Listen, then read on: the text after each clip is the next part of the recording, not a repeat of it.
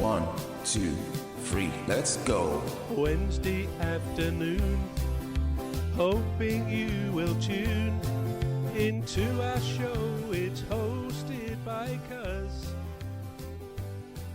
Welcome back to the Alien Spaceship Talk Show podcast. And in case you're just joining us, you're listening to the Alien Spaceship Talk Show podcast with Emmy, Hikins, and Trevor. Trevor and Fanny. I call him Cuz. And I'm Emmy Hikins, and I call him Bruv. Yes, so I'm glad we got that. I'm glad we got that one right today. Are we actually recording? Can I just do a sound check? Are we recording? We are recording, indeed. We are. Good. Yes, Excellent. we are. Yeah, Okay. yeah.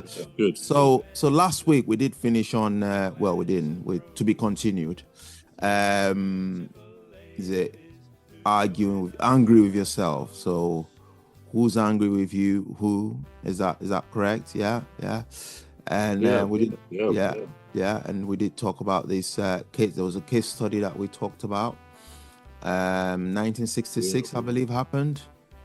It was. Yep. Yeah, we weren't able to. Yeah. So do we? Yeah, I'll let you carry on from there. Sorry. Well, yeah. I think we finished last week, didn't we? That basically you and Danny were wrong and I was right. I think these things tend to come out like that, don't they? But more seriously, I think, we sort of felt we didn't finish.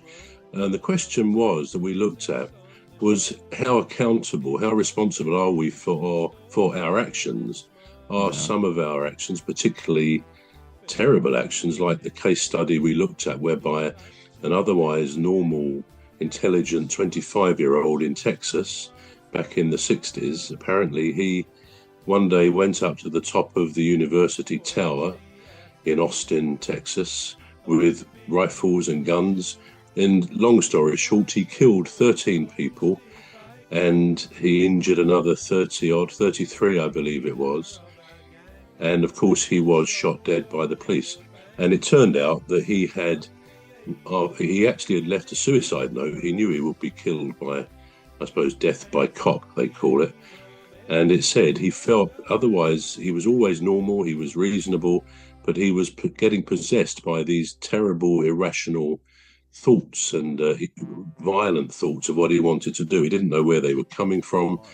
And within this suicide note, he beseeched that any money that might be left from his estate, if you like, should go towards mental health investigations into what might have happened to him in his brain.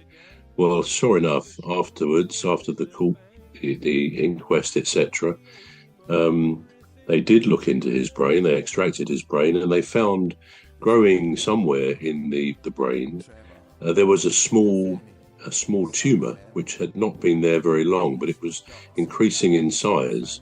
So it was quite. It wasn't malignant at all. It was on the go.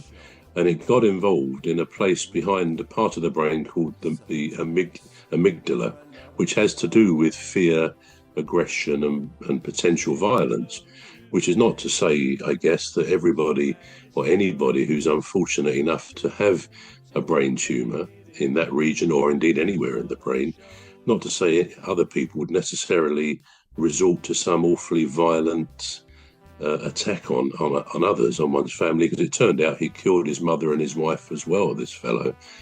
But it was felt, I think, at the end of it all, that it played a significant part in what happened. We're going to take a short break now. We're back shortly. You've been listening to the Alien Spaceship Talk Show with Trevor and Emmy Hikins. The Alien Spaceship Talk Show podcast is looking for sponsors. If you're a company out there looking to spread the word about the products and services you provide, please get in touch with Deepstuff Radio Podcast on info@deepstuffrecords.com, or to use the contact form on our website to contact us, please visit radio.deepstuffrecords.com. Also, if you're looking to get involved on the Alien Spaceship Talk Show podcast, reach out via our Deepstuff Radio Facebook page. Thank you.